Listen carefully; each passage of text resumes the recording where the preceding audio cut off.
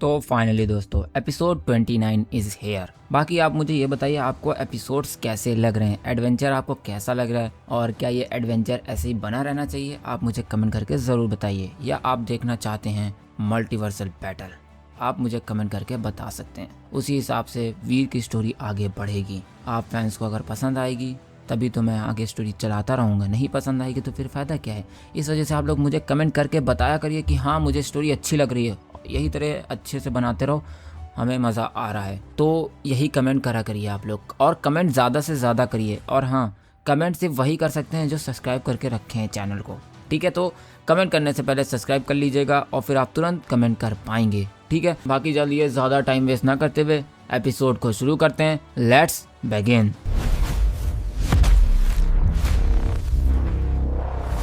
इधर नदी के किनारे गिरने के बाद वीर का शरीर बिल्कुल साथ छोड़ चुका था।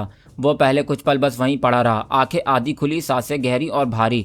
पानी की हल्की सी आवाज़, चट्टानों से टपकती बूंदों की थप थप और दूर कहीं से आती एक अजीब सी गूंज, ये सब मिलकर इस जगह को शांत भी बना रहे थे और अनजान भी। वीर ने अपना एक हाथ धीरे से उठाया, उंगलियां कांप रही थी क्योंकि वो 15 दिन तक लगातार मौत से भाग रहा था, बिना ठीक से सोए, बिना चैन की सांस लिए। इसलिए अब सबका असर एक साथ दिख रहा था। इसलिए उसने अपनी पीठ जमीन से लगाकर आंखें बंद कर ली और आराम करने लगा। और वहीं इस अंडरवर्ल्ड की हवा ठंडी थी, लेकिन जख्मों पर लगते ही अजीब सी राहत देने वाली थी, जैसे ये जगह किसी को मारना भी जानती हो और संभालना भी। और वहीं वीर को लगता है जैसे हर सांस के साथ उसका शरीर धीरे धीरे खुद को जोड़ रहा हो। जख्म भर तो नहीं रहे थे, लेकिन दर्द अब पहले जैसा नहीं रहा था। कुछ घंटे या शायद कुछ दिन बाद, यहाँ वक्त का अंदाजा लगाना मुश्किल था। वीर बस इतना जानता था कि जब उसने दोबारा आंखें खोली तो उसका दिमाग पहले से ज्यादा शांत था। थकान अभी भी थी, लेकिन वो बेजान नहीं लग रहा था। और फिर उसने धीरे से उठकर बैठने की कोशिश की और इस बार शरीर ने भी साथ दिया। और फिर तब वीर ने पहली बार अंडरवर्ल्ड को ध्यान से देखा। ये जगह सिर्फ अंधेरी नहीं थी, यहाँ रोशनी थी, लेकिन सूरज जैसी नहीं। जमीन के नीचे से निकलती हुई नीली और बैगनी चमक, पत्थरों के अंदर बहते हुए रोशनी के पैटर्न जैसे क्रिस्टल वीन्स हो यानी नसें हों। चट्टानों पर अजीब से पेड़ उगे हुए थे जिनकी पत्तियां शीशे जैसी ट्रांसपेरेंट थी और उनके अंदर हल्की सी रोशनी घूम रही थी, खूबसूरत लेकिन बेचैन कर देने वाली। और वहीं दूर एक वाटरफॉल था, लेकिन उसका पानी सीधा नीचे नहीं गिर रहा था, बीच हवा में थोड़ा सा रुककर फिर अलग दिशा में बहता जा रहा था, जैसे ग्रेविटी यहाँ अपनी मर्जी से काम करती हो। और हाँ, जमीन पर कहीं कहीं पुराने निशान थे, जैसे किसी ने यहाँ कभी फाइट की हो या भागकर जान बचाई हो। और वहीं ये देख के वीर ने गहरी सांस ली और खुद से कहा, ये जगह कुछ अलग ही है। वीर ने कहा और फिर उसने अपनी पोजीशन चेक की, आसपास का एरिया याद किया और फिर धीरे धीरे खड़ा हो गया। अब वो भाग नहीं रहा था, अब वो समझना चाहता था। और फिर इस तरह वीर ने पहला कदम आगे बढ़ाया। हर कदम के साथ जमीन का टेक्सचर बदलता जा रहा था, कहीं स्मूथ क्रिस्टल, कहीं गर्म पत्थर, कहीं नरम मिट्टी जो पैर के नीचे हल्की सी धंस जाती, कहीं कहीं हवा अचानक ठंडी हो जाती और अगले ही पल गर्म हो जाती। ओवरऑल एनवायरनमेंट एक जैसा नहीं था।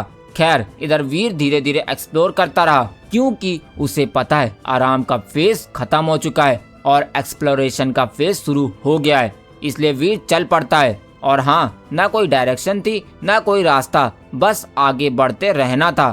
खैर, इधर कुछ दिन के सफर के बाद जब वीर एक ऊंची चट्टान के किनारे पहुंचा, तब उसकी नजर नीचे पड़ी, जिसके बाद वो थिटक कर रुक गया, क्योंकि नीचे एक शहर था जिसका नाम है द सीक्रेट सिटी। लेकिन ये कोई नॉर्मल शहर नहीं था, ये शहर खतरनाक होते हुए भी खूबसूरत था। अंधेरा यहाँ भी था, लेकिन वो डरावना नहीं लग रहा था। आसमान से हल्की सी लाल और नीली रोशनी टपक रही थी, जैसे कोई पुरानी दुनिया अपनी आखिरी चमक दिखा रही हो। बड़े बड़े टावर स्टोन अननोन मेटल से बने हुए थे, जिन पर अजीब सिंबल्स चमक रहे थे। सड़कों पर चलने वाले बींग्स बिल्कुल अलग अलग थे, कुछ लंबे, कुछ छोटे, कुछ ऐसे जिनके शरीर आधे शेडो जैसे लग रहे थे। खैर, इधर ये सब देखते हुए वीर धीरे धीरे शहर के अंदर आया और फिर यहीं उसे एक और बात महसूस हुई। यहाँ ह्यूमंस बहुत कम थे। पूरे शहर में गिन के सिर्फ कुछ ही इंसान दिख रहे थे, बाकी सब कोई ना कोई और ही स्पीशीज के थे। वीर ने ये चीज ध्यान से ऑब्जर्व किया, जिसके बाद उसे समझ आ गया कि ये शहर ह्यूमंस का नहीं, बल्कि उनके लिए सिर्फ एक टेम्पररी जगह जैसा है, क्योंकि पूरे सीक्रेट सिटी में शायद सिर्फ 20 ह्यूमंस ही होंगे। और हाँ, शहर के बीचों बीच एक चीज सबसे अलग थी, और वह है एक बहुत बड़ा स्टैचू, इतना बड़ा कि उसका शैडो पूरी सिटी के ऊपर फैला हुआ था। स्टैचू किसी नॉर्मल वॉरियर का नहीं लग रहा था। उसकी बॉडी पर बैटल के निशान थे, फेस पर एक अजीब शांति और आंखों में ऐसी नजर जैसे वो अब भी सब कुछ देख रहा हो।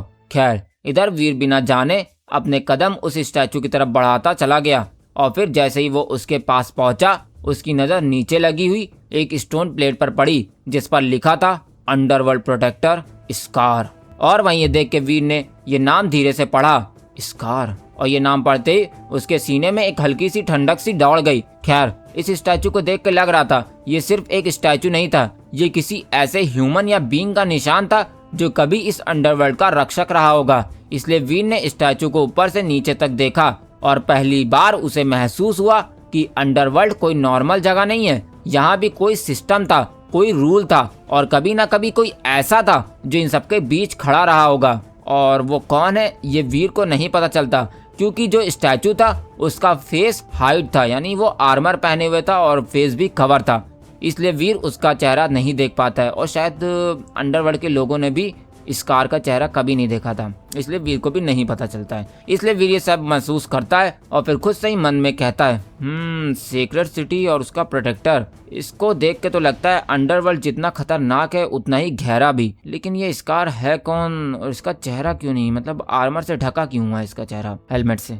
वीर खुद से कहता है। और फिर इसी सोच के साथ वीर शहर के अंदर और आगे बढ़ने लगा, बिना ये जाने कि यहीं से उसकी जिंदगी का सबसे लंबा और सबसे कठिन सफर शुरू होने वाला है। खैर, इधर सीक्रेट सिटी के बीच से गुजरते हुए वीर यानी डॉलर को पहली बार महसूस हुआ कि उसके कदम भारी हो रहे हैं। इतने दिन भागते भागते, लड़ते लड़ते, गिरते संभलते हुए उसका शरीर अब जवाब देने लगा था, क्योंकि उसने सही से आराम ही नहीं किया है अभी तक।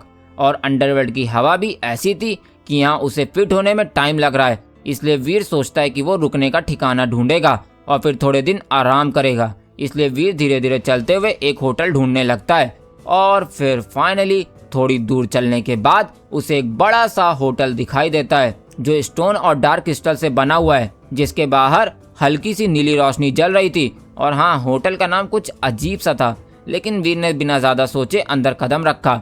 रिसेप्शन पर खड़ा बीइंग उससे ऊपर से नीचे तक देखने लगा जैसे हर मेहमान को तोल रहा हो। खैर, इधर जब रूम का पैसा मांगा गया तब वीर को याद आया उसके पास अंडरवर्ल्ड का एक भी सिक्का नहीं था, जिसकी वजह से कुछ पल के लिए कमरे में सन्नाटा छा गया। लेकिन फिर वीर ने शांति से अपने सी ऑफ सोल से एक रियल गॉड लेवल की डेविल सोल निकाली, जिसके बाद उस सोल से निकलती हुई एनर्जी ने पूरे काउंटर को हल्का सा चमका दिया। और वहीं डेविल सोल देख के रिसेप्शन वाला बीइंग तुरंत सीधा खड़ा हो गया। उसकी आंखों में लालच था, क्योंकि एक रियल गॉड लेवल की डेविल सोल भी अच्छी खासी कीमत रखती है, भले ही वो ज्यादा पावरफुल नहीं है। इसलिए रिसेप्शनिस्ट तुरंत वीर से कहता है, सर ये काफी है, उसने बिना सवाल किए कहा। और फिर वीर से उसका नाम पूछा ताकि वो रजिस्टर में एंट्री नोट कर सके। खैर, इधर वीर ने उसे अपना नाम डॉलर बताया और फिर इसके बाद वीर ने रूम की चाबी ली और सीधा अपने कमरे में चला गया। और वहीं इधर कमरा सिंपल था लेकिन मजबूत, इसलिए दरवाजा बंद करते ही वीर ने अपनी पीठ दीवार से लगा दी और धीरे धीरे जमीन पर बैठ गया। और फिर कुछ पल तक वो बस आंखें बंद करके सांस लेता रहा, क्योंकि अंडरवर्ल्ड में रहना सिर्फ शरीर को नहीं मन को भी थका देता था। खैर, थोड़ी देर आराम करने के बाद भूख ने अपना सर दिखाना शुरू किया, इसलिए वीर उठा और अपनी स्टोरेज रिंग से प्राइम गॉड लेवल एलियन का मीट निकाला। और फिर उसने किचन के कोने में छोटा सा बारबेक्यू सेटअप किया और फिर मीट को उस पे रख के फ्राई करने लगा, जिसके बाद अंडरवर्ल्ड की हवा में एक अलग ही खुशबू फैलने लगी। और वहीं मीट धीरे धीरे बारबेक्यू होने लगा, चर चर की आवाज, टपकता हुआ जूस और पावर से भरी हुई स्मेल। और फिर जैसे ही थोड़ी देर बाद पहला पीस तैयार हुआ, वीर ने उसे उठाया और खाना शुरू किया। और फिर पहला बाइट लेते ही उसके शरीर के अंदर गर्मी सी फैल गई, फिर दूसरा बाइट जिससे सांस और गहरी हो गई, और फिर तीसरा बाइट जिससे उसकी नसों में जान लौटने लगी। और जो थकान थी वो धीरे धीरे पिघलने लगी और जो कमजोरी थी उसकी जगह फिर से ताकत भरने लगी। और हाँ, वीर महसूस कर सकता था उसकी एनर्जी वापस आ रही थी, उसका ब्लड फिर से स्ट्रांग हो रहा था और उसका शरीर अंडरवर्ल्ड के प्रेशर के साथ एडजस्ट कर रहा था।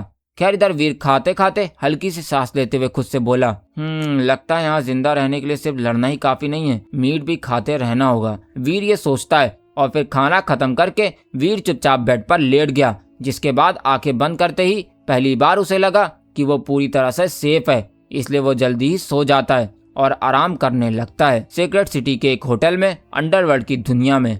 और फिर फाइनली 3 दिन तक सोने के बाद वीर धीरे धीरे आंखें खोलता है और वहीं कमरे के अंदर हल्की सी नीली रोशनी फैली हुई है, जैसे वक्त खुद यहाँ धीरे चलता हो। और वहीं वीर का शरीर पहले से काफी बेहतर लग रहा था और प्राइम गॉड के मीट का असर अब पूरी तरह दिखने लगा था। खैर इधर वीर थोड़ी देर आंखें खोल के ही लेटा रहता है और कुछ सोचता रहता है और फिर उठकर सीधा बैठ जाता है और गहरी सांस लेता है और फिर वो अपनी स्टोरेज रिंग की तरफ ध्यान से देखता है और खुद से ही कहता है अब सही समय है इन्हें कंज्यूम करने का, वीर मन में ही कहता है। जिसके बाद वीर एक प्राइम गॉड स्कॉर्पियस क्रिस्टल निकालता है और वहीं क्रिस्टल हाथ में आते ही वीर को तेज और पावरफुल एनर्जी महसूस होती है, ऐसी एनर्जी जो दबाव भी देती है और खींचती भी है। इसलिए वीर बिना वक्त बर्बाद किए क्रिस्टल को कंज्यूम करता है, यानी उसे लिक करने लगता है। जिसके बाद जैसे ही क्रिस्टल का लिक्विड उसके शरीर के अंदर जाता है, एक तेज वाइब्रेशन उसकी रीढ़ की हड्डी से लेकर दिमाग तक दौड़ जाती है और तब वीर को एक नोटिफिकेशन सुनाई देती है, आपको एक prime God Scorpius gene point हासिल हुआ है और हासिल करने के लिए और स्कॉर्पियस जीन कंज्यूम करें। वीर के दिमाग में एक हल्की सी रोबोटिक आवाज गूंजती है, जिस पे ध्यान न दे के वीर क्रिस्टल को लिक करते हुए कंज्यूम करता रहता है, जिससे उसको बैक टू बैक नोटिफिकेशन सुनाई देती रहती हैं। आपको एक prime God Scorpius gene point हासिल हुआ है, आपको एक prime God Scorpius gene point हासिल हुआ है, आपको एक prime God Scorpius gene point हासिल हुआ है। वीर को सुनाई देता रहता है और वहीं वीर आंखें बंद करके शांत बैठा रहता है। एनर्जी उसके जीन्स के साथ जुड़ रही होती है, जैसे हर सेल को दोबारा लिखा जा रहा हो, तीसरी बार, फिर चौथी, फिर पांचवी, फिर छठी, हर बार वही आवाज। और जब 7वीं बार आवाज आती है, आपको एक prime God Scorpius gene point हासिल हुआ है।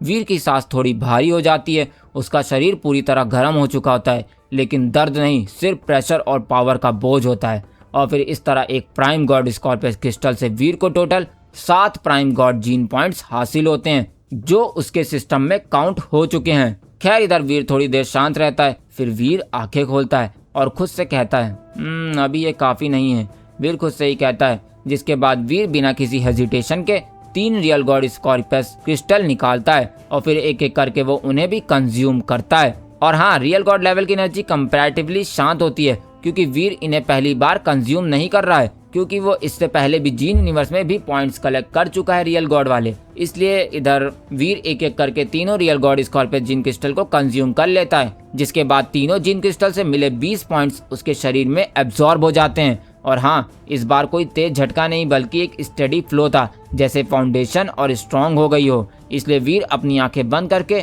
कुछ पल के लिए बस बैठा रहता है, जिसे देख के लगता है जैसे अंडरवर्ल्ड की हवा, कमरे की शांति और उसके अंदर चल रहा एवोल्यूशन सब एक साथ चल रहा है। खैर इधर वीर धीरे से खुद से कहता है ये तो सिर्फ शुरुआत है, आगे आगे देखो होता क्या है। वीर खुद से कहता है और फिर बेड से उतर के बारबेक्यू सेट करता है और फिर थोड़ा और प्राइम गॉड एलियन का मीट खा के फिर से बेड पे लेट के सो जाता है और आराम करने लगता है। जिसके बाद रूम के अंदर फिर से सन्नाटा छा जाता है, लेकिन इस बार ये सन्नाटा ताकत से भरा हुआ होता है। तो दोस्तों, कैसा लगा आपको आज का एपिसोड, कमेंट करके ज़रूर बताइए। और हाँ, आई थिंक वॉइस ओवर अच्छा नहीं हुआ इतना, मतलब जितना मैं सोच रहा था, फिर भी एडजस्ट कर लीजिएगा। और हाँ, स्टोरी कैसी लगी आप ज़रूर बताइएगा, और अंडरवर्ल्ड की दुनिया आपको कैसी लगी ये भी ज़रूर बताइएगा। और आपको क्या लगता है वीर कितनी जल्दी एक प्राइम गॉड बन सकता है, और वो कितनी जल्दी एल्डिया के हाईएस्ट लेवल को क्रॉस करेगा, और वो अंडरवर्ल्ड से कब निकलेगा और बारबी से कब मिलेगा, आप ये ज़रूर कमेंट करके बताइए मुझे। देखते हैं आप लोग की प्रेडिक्शन क्या होती है। बाकी जब तक के लिए गया। When I'm feeling down, I fight. Even when I don't know what is right, I'ma pick a side and I'ma take pride. I will decide my fate.